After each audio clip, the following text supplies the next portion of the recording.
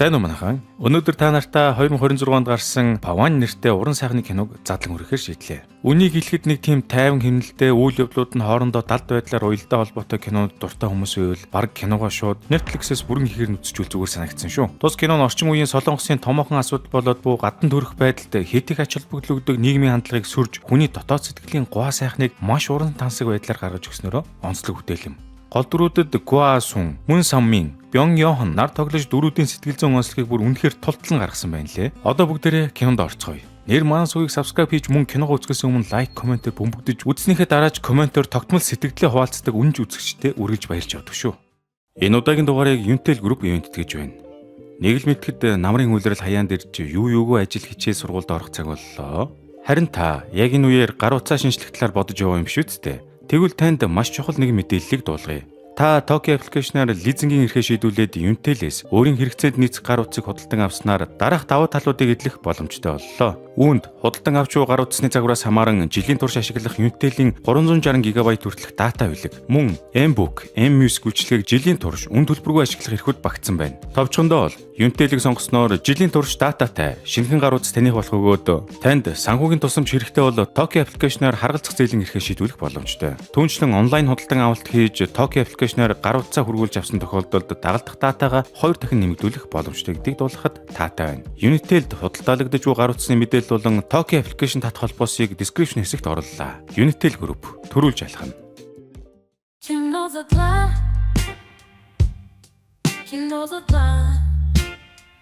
Кино эхлэхэд хоолны газар ажилладаг нэлээд даруухан байрын эмэгтэй дээр нэг залуу ирснээ баахан хоолунд идэж яс масыг нь бол үнэн сурцтай мүлжиж байгаа харагдана. Гэхдээ эмэгтэй бол тэр хавар юу ихээ мэдэхгүй ичингүрээд л яваад байла. Удалгүй нөгөө залуу хоолоо идэж дуусаад түүнд ингэж байгаа юм. Би чамд дуртай биш ээ. Харин би чамд хайртай гэж хэллээ. Үсгүй энэ үгийг сонсоод хариуд нь маш тайвнаар тэгвэл хоёулаа гэрэлцгэх үдэ гэж хэлдэг. Үйл явдал хэдэн жилийн дараах хэсэг рүү өсөрөхөд нөгөө залуу үс зүсээ толдож аваад гэрээсээ гарч байхад бүсгүй бол нэлээд ганцаардсан шинжтэй гэртээ үлдэж байгаа нь харагдана. Гиснээс энэ хоёр маань нэг хөөхөн хүүтэй болчиж хүүн ээжийнхээ дэргэд суугаад зургтаа хасаатал юу вэ? Эдний аав чинь амар алдартай жүжигчин болсон юм байна шүү дээ. Мэдээгээр алдарч жүжигчин маань олон жил ганц бие явсны эцэст томоохон корпорацийн охинтой сүү тавьж байгаагаа мэдэгдлээ гэж авд юм да. Энэ одоо яг юу болоод байна? Гэр бүлийн амьдралаа таснуусан байлаа гэж бодоход одоо ингээд эхнэр хүү хоёроо шууд хайчиж байгаа юм бах та. Үзэгдэл ахин нэлээд хэдэн жилийн дараах үйл явдал руу шилжчихэд хүү нас бие төрж аль хэдийн царайлаг залуу болсон байх бөгөөд өөртөө андан би аав шиг хөгийн амтан болмооргүй байна гэж хэлж байгаа нь сонсогдно. Түүнийг Генрок гэх өгөөд тэрээр цэргээс халагдсныхаа дараа нэгэн томоохон худалдааны төвд цагийн ажилтнаар орж ачаа зөөгч машины зогсоол зохицуулах зэрэг ажил хийж эхэлдэг. Ажлынх нь эхний өдөр тентхийн ажилтан болох Йохон гэх нэртэй дуу шуу ихтэй залуу Генрокийн өмсөн фотолкон дээр алдарт дуучин Дэвид Боуигийн зургийг харснаа өөрийгөө тэр дуучны үнэн фэн учраас өнөөдрөөс эхлэн түүнтэй найзлах ёстой гэж хэлв. Йохон түүнийг ажлын байртаа танилцуулж өдрийн хоолны үеэр ажилтны хоолны газар дагуулж очоод худалдааны төвийн Chanel, Louis Vuitton, Gucci зэрэг брэндүүдийг бацдаг 3 үзэсгэлэнтэй бүсгүүтэй танилцуулж байгаа юм. Йохон боломжийг ашиглан ажлаа тараад хамтдаа шоудах санал гаргадагч Генрок ямар ч царайны хувирлгүйгээр би тараад гэртээ харж муураа хооллох ёстой. Тийм болохоор чадахгүй гэд татгалцчихв. Үдээс хойш ажил багсах үеэр Йохон скейтбордоор гулгаж ирснэ Генрок тандан. Чи одоо залуу хүн байж жоохон цавглаг байл да. Эсвэл өөл эсвэл инээ. Яхаараа дандаа ийм хажин царайны хувирлгүй байдаг байна гэд зэмтэл өнөөхөн түүнийг нохоо утсан чинээ тоосонгүй. Тэгснэ Йохоны скейтбордыг гууж аваад чихвчээрээ рок хөгжим сонсон зойрын давхраар нэг голгож жинхэнэ эрх чөлөөгөө мэдэрч эхэлдэг. Яг ингэж явж байхдаа Генрок харанхуй өнгөлд яг л сүнс харах шиг болтол тэр агуулгын бараа хариуцсан ажилтан охин байла. Түүнийг энд байдаг гэдгийг анхудаа олж мэдсэн Генрок залуу ягаад ч юм охиныг сонирхож эхэлдэг. Сайн дураараа түүнтэй найздаг Йохон найз нь Генрокт хэлж байгаа юм. Тэр охин динзавр гэдэг очтой юм аа. Уг нь ажилд орохдоо хамгийн өндөр оноо авсан ч хүмүүс түүний гадаа төрхийг хараад эвгүцдэг болохоор нь ийш тийшээ шилжүүлсээр байгаад эцэст нь зойрын агуулгад л хувирлагдсан да хөөрхий. Гэхдээ тэр үнэхээр ухаантай охин. Ар гэрийн амьдрал нь харин нэлээд хэцүү юм шиг байна лээ. Гэх мэдээлэл өгөв. Түүнээс хойш Генрок нөгөө охины үйл хөдлөлбөрийг анзаарч эхлэн бүр агуулгын хог цэвэрлж байгааг нь хараад зүгээр л чимээгүй туслана. Мэдээж энэ бүхнийг Йохон найз нь сэм ажиглаастай. Ингээд ажлын цаг дуусах үеэр гадаа ширүүн бороо цутгаж эхлэхэд нөгөө охин цүнхээ толгой дээрээ бариад гүйж байгааг Генрок олоод харчдаг. Даанч энэ үеэр Йохон гинт гарч ирээд түүнийг халбаг пиа ууцгаа гингүүтээ өөрийнхөө байн гордог уушин газар руу дагуулад явчихв. Йохон түүнээс чи арай динзаврт сайн биш үсттэй гэж асуухад Генрок толгоос гисрээд үгүй би зүгээр л түүний юу туулж байгааг мэдэрдэг юм гэж хариулв. За энэ хэсэгт Генрок яагаад ингэж хэлсэн бэ гэхээр киноны эхэнд гарсан эмэгтэй буюу түүний ээж нь тэр охинтой маш ижилхэн хүн байсан учраас түүний сэтгэлд ойр санагдсан буй за. Йохан түүний хэлэх гээд байгаа санааг гадарлаж түүнд хандан "За нөхөр минь, бусдыг өрөвдөж нинжин сэтгэлээр хандах нь сайн хэрэг боловч заримдаа хамгийн ихээр шархлуучч бас болдог юм шүү. Хэнч бусдаар өрөвдүүлэхийг хүсдэггүй юм. Тэгэхээр чи бодолтой л байгаарай да" гэж анхааруулв. Маргааш нь Генрок гартаа өчнөн олон ууттай бэлэг барьчихсан түүнийгээ дааж ядан яваа нөгөө охиныг хамт ажилтдаг хүмүүстэй шоолж байгааг нь хараад нэг л мэтгэд түүнд хүчээр тусламжийн гараа сунгаад явж байлаа. Тэд ууттай бэлгүүдээ барьсаар алдартай төгөлдөр хуурчин тоглолт яг эхлэхийн өмнө хүргэж амждаг. Төгөлдөр хуурч товчлуурууд дээр хуруугаараа бүжиглэн уянгалаг аялгуун барилга даяар цуурайтахад нөгөө охин маань хаалганы завсраар тоглолтыг ажиглангаа хуруунуудаа төгөлдөр хуур тоглож өмг төдлгөн бүр уярсан байдлаа зогсож байлаа. Генрок түүнийг олж хараад хажууд нь очиж хурууны хөдөлгөөнийг нь яг адилхан дуурайв. Охин нүдэ нэтэлд иргэдэн Генрок зогсож байгааг хараад хэсэг гайхснаа ичингүүрч харцаа буруулна. Тэндээс гарсны дараа охин Генрокт талархлаа илэрхийлж улмаар тэд нэрээ солилцсон аль биесээр танилцв. Ингээд Генрок охиныг динзавр биш харин Мижон гэх сонсголонтой сайхан нэртэй болохыг нь олж мэддэг.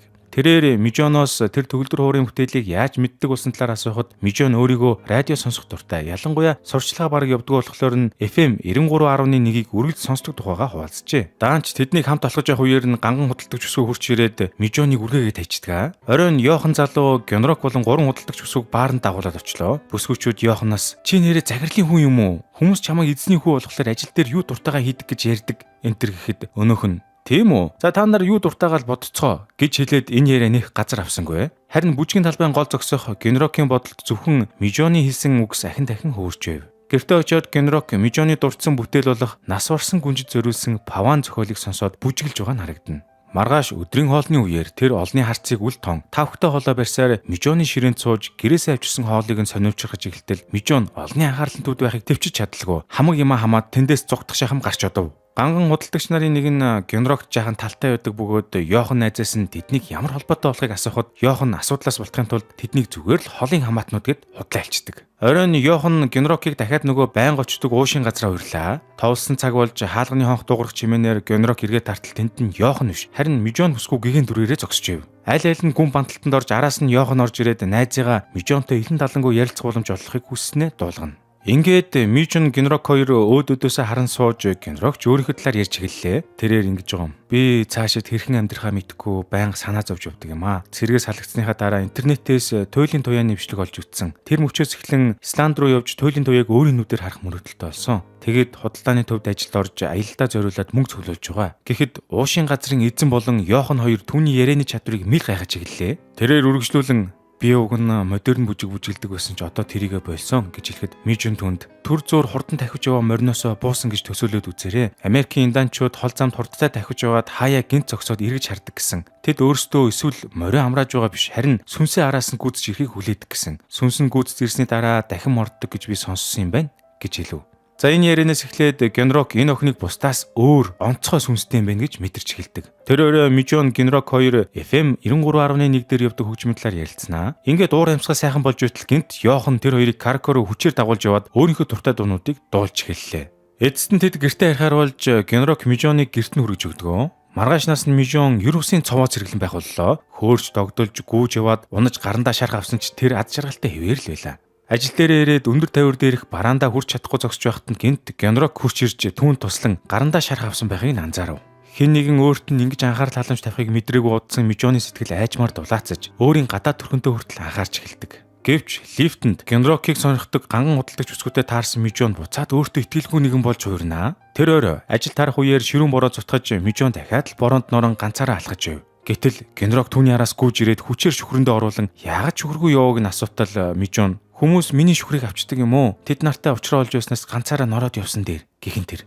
Үүнийг сонсоод Генрок бухимдсан өнгөөр "Дараа нь хин нэгэн шүхрийг чинь булаавал заавал буцаагаад авч байгаарэ" гэж хэлдэг. Үүний дараа Генрок Мижоныг нэгэн сонирхолтой газар руу хамт явах санал тавив. Мижон ч одоо саналаас нь татгалцсангүй. Тэгтэл тэр газар нь ховор пент зардаг хөгжмийн төлөөр байлаа. Генрок түүнд өөрийн сонсдог рок хөгжмийн талаар ярьдаг ч Мижон түүний яриаг бүрэн ойлгоогүй тул сэдвээ өөрчилж Генрокийн бүжгийн хойбор руу шилжин бараа өргөж явахдаа бүжиглж байгааг нь хараад их биширсэн тухайгаа хэлж бүжигчин болох мөрөөдлөө орхиж болохгүй гэдгийг сануулв. Дараа нь тэд хөгжим сонсдог өрөөнд орж сонгосон пенснуудаа тоглуулан тэр дундаас Солонгосын нэг дээр үеийн дуу тэдний сэтгэлийг маш ихээр хөдөлгдөг. Ингээд тэд гэртээ харих үеэр Генрок Мижоноос утасны дугаарыг асуулаа. Гэтэл Мижон өөрт нь утас байдгүй гэж хэлв. Генрокийн уран баг зэрэг хуурсан ч түүнд шархны лент гаргаж өглөө. Энэ мөчид Мижон Генрокийн нүд рүү ихслэн хараад чи яагаад надад дандаа сайн ханддаг юм бэ гэж асуухан тэр. Гэтэл Генрок түнд яагаад болохгүй гэж хариуд нь чи надад сайн хандхад л болно шүү дээ гэж хэлдэг.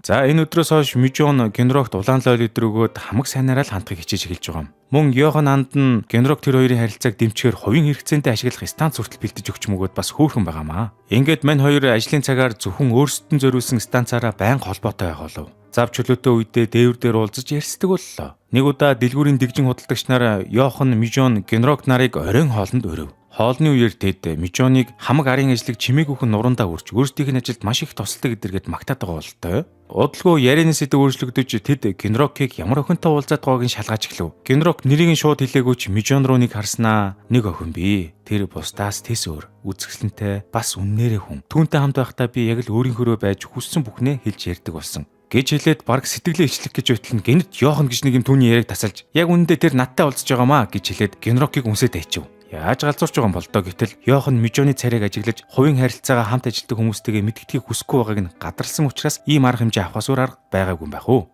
Оройн хоолны дараа Мижон Генрокт хэлж байгаа юм. Одоо хоёулаа яанда чи ч яг мөнгөө цуглуулж дуусаад эндээс гарчихна. Харин би эндээ үлдэж тэдэнтэй үргэлжлүүлэн ажиллах хэрэгтэй болно. Ямар ч тач бид албан ёсоор үерхэж эхлэх хүртлээр бусдад мэдгэдэггүй байсан дээр баха гэж хэлв. Генрок тэр даруй бодлохгүй алхам хийсэндээ уучлалт хүсвэ. Дараа нь Генрок түүнээс "Ингээд чи огт буруу зүйл хийгээгүй мөртлөө яагаад үргэлж толгоо удаалгаж явдаг юм бэ? Ингээд мөрөө цэх байлгал та" гэж хэлтэл Мижон тэр дороо мөрөө өргөж тэдний хооронд үүсгэж байсан эвгүй байдал арилж тэд дахиад л хоорондоо хөвгөлтэй яриа өрнүүлж эхэллээ. Маргааш нь Генрок ажил дээр очисон чи Мижоныг юусоо олж харсангүй. Тэр элдвийн бодцоор ходооч иж чадалгүй өдөржин сэтгэл санааны хувьд тогтворгүй. Оройн гэртээ ирээд модерн бүжгийн видео үзэж байгаад үргэлжлүүлэн бяцхан бүжигчин охины бичлэгийг үзэж эхэлтэл тэр хүүхдийн аав нь нөгөө алдартай жүжигчин болоод өөрийг нь хаяад явсан аав нь ээж таардаг. Ингээд л сэтгэл санаа нь өмөрг тийшээ болоод хэвтэж байтал түүн рүү гинт Мижон залглаа. Өнөөдөр түүний ар гэрт нь асуудал гарсан тул гинтийн чөлөө авах шаардлага гарсан тухайга тайлбарлав. Генрок түүний яриаг сонсож байснаа гинт хоолойн зангирч нулимс нь өөрийн ирэхгүй гурсан уйлж хэллээ. Тэр мөчөд Мижон Генрокт санаан зовж "Чи зүгээр үү? За би яг одоо чам дээр очлоо" гэд хэлээд уцаа таслав. Тэр яаран явсаар тэдний байн гулцдаг дэлгүүр хүртэл хамаг хурдаараа гүйж байдгаараа хөглөрсөн амтан ирэхэд түүнийг хүлээгээ зогсож байсан Генрок тайван алхаад ирж болох байсан шүү дээ гэж хэлээд тэд дэлгүүрээс идэж уух юм авч гадаа сунгаа ярилцсан. Ингэж суусаар шүн өнгөрч бүр өглөө болжээ. Маргааш нь ажил дээрээ Генрок станцаар Мижонд хандан зүрхнийхөө үгийг хэлж гарлаа. Өмнө нь энэ дэлхий дээр би ганцаараа л жинхэнэ хүн, бусд нь хуурамч бит юм шиг санагддаг байсан. Гэтэл нэг өдөр гинт эсрэгээрээ би ганцаараа хуурамч хүн байж магадгүй санагдах болсон. Харин чамтай учирсны дараа бид хоёр л зөвхөн жинхэнэ хүмүүс юм шиг санагдаж ирсэн. Мижоно, би чамд сайн бололтой гэж хэллээ. Гэтэл тэд хувийн шугам биш, нийтийн шугам дээр ярьж байснаа мэдсэнгүй. Улмаар тэдний яриаг нийт ажилчид давхар сонсоо сууж ивэл яах вэ?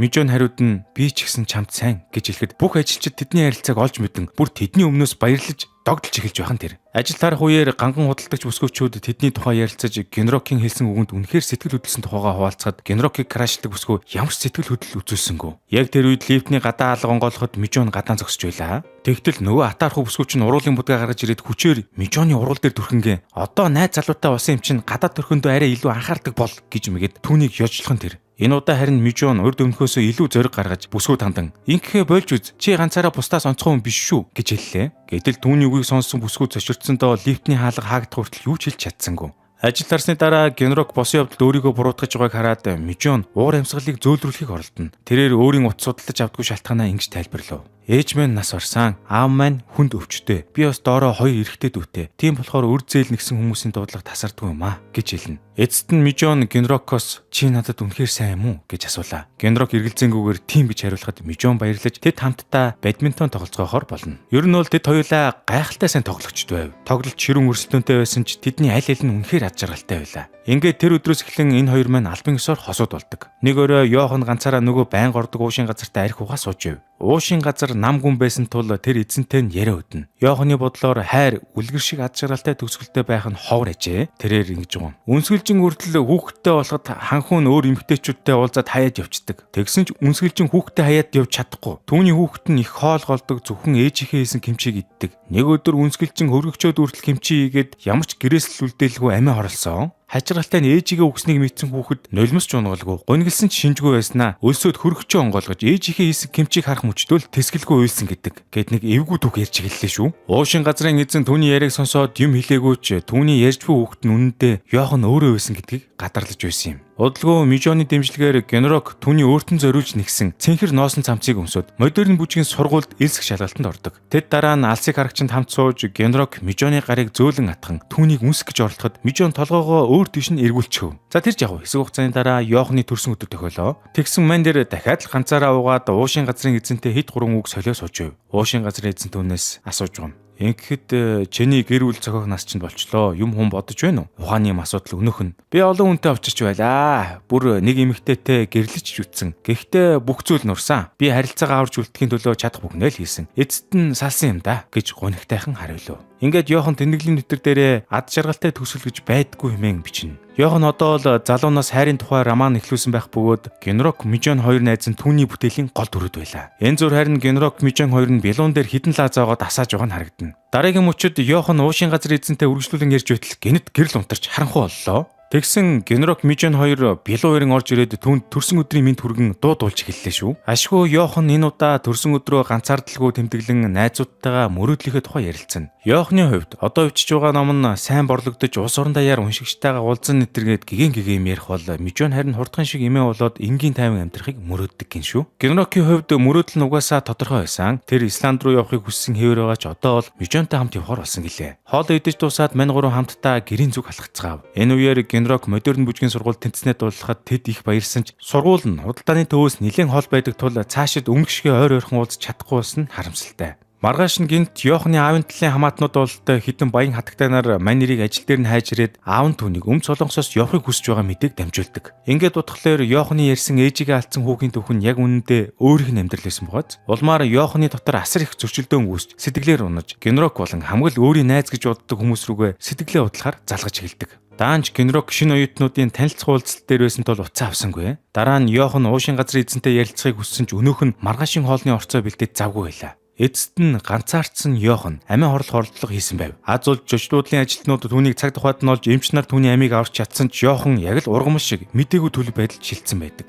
Удалгүй худалдааны төвийн ажилтнууд донд энэ тухай цуурхал харж амтаа олгон л Йоханыг эзний хүүхэд мөн байж жаргалдаа ташуурсан амтэн эдрэгэд элдвэр хэлж амаа билүүдэж эхэллээ. Энэ дунд Мижон тэдний газуурлыг төвч чадалгүй хоолны зааланд цэцгийн вар хагалж бүх хүн Йожаны талаар муу хэлж байгааг үйл хөдлөлөөрөө эсэргүүцсэн тэр. Ер нь бол Йоханы болчмгүй үйлдэл Мижон Генрок хоёр найзад нь маш хүнд туссан юм. Ялангуяа Генрок тэр өдөр найзынхаа дуудлагыг авсан бол бүх зүйл өөрөөр ирэх байсан гэж одоо тун их шаналж байлаа. Гэтэл түүний дэргэд Мижон тасралтгүй уйлаад байсан тул Генрок бачимдаж дуугаа өндөрсөн. Уйлгаа болоод өгөөчтэй гэж Мижоныг загнаа тавив. Үүнээс хойш тэдний амьдрал үргэлжилсээр Генрок өдөр бүр бүжгийн бэлтгэлээ хийж Мижон урдын адил харанхуй агуулгад ажилласаар л байлаа. Тэд тогтмол холбоотой байсан ч бие болтоор сэтгэл холдно гэдэг шиг айчмаар тэдний дунд хөндөй зай үүсэж эхэллээ. Нэг өдөр Генрок Мижон руу утас зохиж түүнийг бүжгийн ангийн андуудтайгаа танилцуулахыг хүсэж байгаагаа хэлв. Мижон ч одоо найзууд нь аятайхан харагдахын тулд өөртөө байгаа хамаг будгаа түрхэж нүүр царайндаа анхаарна. За тэгээд мань хүн орчин үеийн бүжгээр хичээлдэг оюутнуудтай уулзтал тэр хидтэй яриа нийлэх сэдв баг олддгүй бөгөөд толгой дахин сухаас өөр зүйл хийх байсангүй. Харин Генрок энэ зэргийг анзаарч угаачин малга найзуудтайгаа хөгжилдөж арх дар суугаад хэрэг алгаа. Оройн Мижон согтуу Генрокийг гэрт нь хүргэж өгдөгч өнөөх нь Мижоныг гэртээ оруулсан ч хүү үүднээсээ баяртай гэд хэлээд явуулчихв. Хэдэн өдрийн дараа Генрок хүн хоорондын харилцааны утга учирын талаар лекц сонсох үеэрээ гэнэт нэг хэрэгцүүлж Мижонтойгоо холбогдохыг оролдогч цаатгаас нь ямар ч хариу өгсөнгүй. Улмаар мань нэр шууд сургуулиасаа чөлөө аваад Мижоны гэрлөө очтол өнөөх нь аль хэдийн нүүч гисэн байлаа. 7 хоногийн дараа Генрок Мижоноос захиа хүлээн авав. Мижон түүнээс баяртай ч гэж хэлэлгүй явсандаа уучлал хүсжээ. Тэрээр энэ тухай хэлхийг хүссэн ч тохиромжтой мөч олдоогүй байжээ. Одоо өөрийгөө сайн сууж байгаа гэх бөгөөд Йоханы тухай байнга л сэтгэл нь өвдөж явдгаа хэлнэ. Йохан тохиолдсон явдлын дараа Мижон өөрийн өнгөрсөн амьдралаа маш их эргцүүлжээ. Түүний бодлоор зүрхэндээ харанхуй тээж яваа хүн түүнээсээ хизээч бүрэн ангижирдгүй аж. Дунд сургуульд байхдаа ангийнхандаа гадуурхдаг байсан тул Мижон өөрийгөө бусдаас тусгаарлаж харанхуйд нуугдан амьдрах нь илүү амар санагддаг болжээ. Тиймээс ажил орсныхаа дараа тэр өөрөө газар доорх агуулгыг сонгосон байна. Харин Генроктой уулзсны дараа тэр гэрлүүд дахин тэмүүлж эхэлсэн гинэ. Хэн нэгнийг хайрлан гэдэг гайхамшигтай мэдрэмж байсан ч тэр сайхан мөчүүд ихсэх тусам Мижон Генрокоос хит хамааралтай нэгэн болж. Тэр Генрокийг үр дэрэгдээ байлгахыг хүссэн ч энэ нь боломжгүй зүйл гэдгийг мэдэж байв. Тиймээс түүнийг алдахгүй гэсэн айцтай ялагдаж түүнийг орхих замыг сонгожээ. Ингэж ээж л тэр хамтдаа өнгөрүүлсэн нандин мөчүүдээ үрд хамгийн үзэсгэлэнтэй хэвээр нь хадгалж чадна гэж бодсон байна. Маргааш нь Генрок сургуулиасаа хэсэг хугацаанд завсралга авч худалдааны төвийн ажилдаа иргэн орлоо. Гэвч тэр газар Мижон аль хэдийн ажиллахаа болсон байдаг. Мөн Йохан эзэн ч одоо байнга ордог байсан уушин газартаа ирэхээ уйлж. Тэр үеэр нөгөө ганган худалдагч охин Генрокийг олж хараад хэсэг ярилцсанаа хамт шүнийн клуб руу явах санал тавьваа. Мэдээж Генрокт энэ бүхэн тухгүй санагдсан хэвээр л байлаа. Маргааш нөгөө худалдагч охин Генрок хоёр зочдуудлаас гарч ирдэг бөгөөд эргэн тойрны хартал гентэл Генрокийн нүдэнд Мижонтой хамт орж байсан хуучны Пенц зардаг дэлгүүрийн хаяг тусав. Түүнийг Пенцны дэлгүүр рүү ширтээд байгааг анзаарсан худалдагч охин дотгошоо дагуулan орлоо. Генрок хамгийн түрүүнд хуучин солонгос дууны цомгийг авч тоглуулагчдаар тавив. Дуу ишиглэх мөчөд Мижонтой өнгөрүүлсэн хамаг дурсамжууд нь нүдний өмнөр нь хөвөрч караокед Мижон энэ дууг уянгалаг сайхнаар дуулж байсныг дурсан өөрийн мэдлгүй нулим сунгаж сүүлдээ бүр асгартал уйлж эхэллээ. Хамт яваа охин нь түүнийг хараад сая л Генрокийг Мижонд ямар их хайртай байсныг нь ойлгодог. Генрок сэтгэлээ барьж дийлэлгүй гадагшгүй гарч байгаа нь харагдана. Тэр мөн Йоханы хэлж байсан үгийг санав. Хагцал өвдөл дагуулдаг нь тэр хүнээс холдсондоо бишээ. Харин тэр хүний ачаар чи хэсэгхэн хугацаанд ч гэсэн үнэхээр амьд мэдрэмжийг авч байсан болохоор тэгдэг юм. Тэр мэдрэмж алга болоход л хамгийн их өвдөлт мэдрэгддэг гэж хэлж байж. Мөн Генрок өмнө нэг удаа Йоханд Мижоны талаар ингэж хэлсэн байна. Хайр гэдэг бол бие биенийхээ сэтгэлийг гэрэлтүүлэхийг хэлдэг. Мижоны зүрх сэтгэл үнэхээр үзэсгэлэнтэй байсан гэж хэлсэн байдаг. Ингээд үзэг солигдоход худалдагч өсгөө худалдааны төвдөө ирээд хүний нөөцийн менежерээс Мижоны анкетыг асууж төрсэн гэрийн хаягийг олж өгөхийг хүсв. Ингээд худалдагч өсгөө олсон хаягаа Генрок төглөө. Гэхдээ Генрок тэр хаягаар шууд давхид очисонгүй. Харин Мижон шиг захиа авчиж өөрийн гараар оролт нэхэн түүн рүү илгээхээр шийднэ. Тэр загталтаа хорон мөч өхөнд түүнийг санаж байгаа хэлээд 100 сарын өмнөх өдөр төрөлх тосгоных нь автобусны буудлын дээр 17 цагт уулзахыг хүсэж байгаа. Мөн түүнийг ирэхгүйсэн ч өөрөө бол ямар ч байсан цагтаа очно гэдгийг бичжээ. Уулзахаар товсон өдөр болоход цаг агаар муудаж маш их цас орж байлаа. Генрок Мижоны уугуул тосгон руу автобусаар зорчиж байсан ч халтиргаанаас болоод ноцтой осол гарч улмаар замын төгжрөл үүсв. Нэг мэдсэн 16 цаг 47 минут болсон байлаа. Генрок тэсгэлгүй автобуснаас бууж тосгоны зүг хам хурдаараа гүйж эхлэв. Генрок цаг нэлээд орой болсон хойно гүйсээр очиход ашгүй Мижон түүнийг хүлээгээ зогсож байлаа. Мижон түүн рүү инээмсэглэн 50 алхаад ирж болох байсан шүү дээ гэж хэлв. Дараа нь тэд ойролцоох ресторанд орж хоол эзэхээр болно. Энэ зуур Мижон Йоханы биеийн байдлыг асуун хэвэн болж байгааг нь сонсоод саялныг тайвширч байгаа нь харагдана. Гэвч сүүлийн автобус удахгүй ирэх гэж байгаа тул Генрок явах хэрэгтэй боллоо. Генрок хэсэг тэнэгэлцсэний эцэст босож түүнээс хамтдаа бүжиглэхийг хүсв. Мижон ч татгалцсангүй. Тэд хэсэг бүжиглсэний дараа ресторанаас гарч Мижон Генрокийг автобусны буудлын хүртэл хүргэж өглөө. Сүүлчийн автобус аажмаар ир зогсоход Генрок харамсал тээсээр автобусандаа суув. Мижон ч бас хоргоцсон харцтай байсан ч юм хэлсэнгүй. Гэтэл буудлаас үдсэн автобус хэдхэн метр яваад гинт зогсчихвоо. Генрок бууж ирээд Мижоно бид эргээд заавал нийлэх ёстой. Би чамд хайртай. Бид үүрт хамтдаа явах учиртай. Хоёулаа 12 сарын 31-нд дахин уулзаад хамтдаа хоол идэж хамтдаа кино үзцгээе. Чи ирэхгүй байсан ч би хүлээсээр явах болно гэж хэлэхэд Мижонч баяртайгаар толгой тохиж дараа нь төгөлдөр хуурын концерт үзэхээр явцгаая гэж хэллээ. Генрокийн хувьд тэд дахин уулзах боломжтой болж байгаа нь л өөрөө хангалттай утга учиртай байсан юм. Ингээд тэд цасны шуурган дунд бие биедээ хайртай байр гэдгээ дахин нэг удаа батлана. Яг тэр мөчөд эмнэлэг твтэж байсан Йохан гайхамшигтайгаар инээмсэглэн сэрж байгаа нь харагдана. Удалгүй он солигдох мөч төхөж товсон өдөр ирэхэд Мижон байнга уулздаг байсан уушийн газрынхаа үүдэнд эртлэн ирж Генрокийн дуртай бензиг гартаа барин хүлээгээ зогсож байлаа. Түүний хүлээлт нэлээд удаа шарч бүр шүндөл болтол хүлээсэн ч Генрок түүн дээр ирсэнгүй.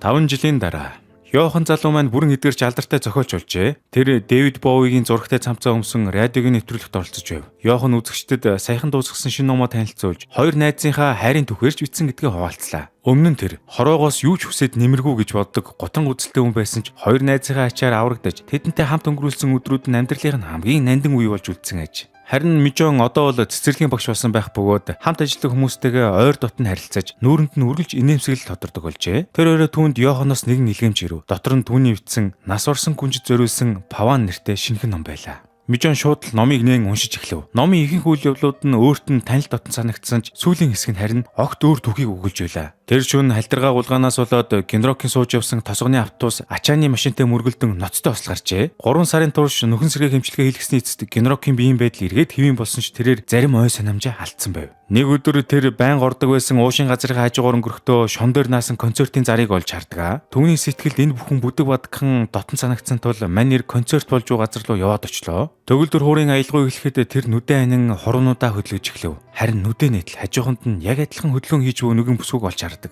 Тэр мөчөд Генрокийн бүх дурсамж нэгэн зэрэг иргэн ирчээ. Ингээд дахин учирсан Генрок Мижон хоёр хамтдаа Исланд руу аялаж жаргах нар туйлын туяаг үзэж мөрөөдлөө биелүүлсэн байна. Йоханы бичсэн роман ийхүү ад жаргалтайгаар төгсжээ. Номыг уншиж дууссан Мижон уртаар санаа алдаад Йохан руу залгав. Тэрээр инээмсэглэн гайхалтай зохиолыг чинь уншиж дуслаа. Гэхдээ төгсгөл нь арай л дэндүү ад жаргалтай болсон юм шиг санагдахгүй байна уу? Гэхэд Йохан Мижоны нэгэн цагт хэлж байсан үгийг дахин дурдав.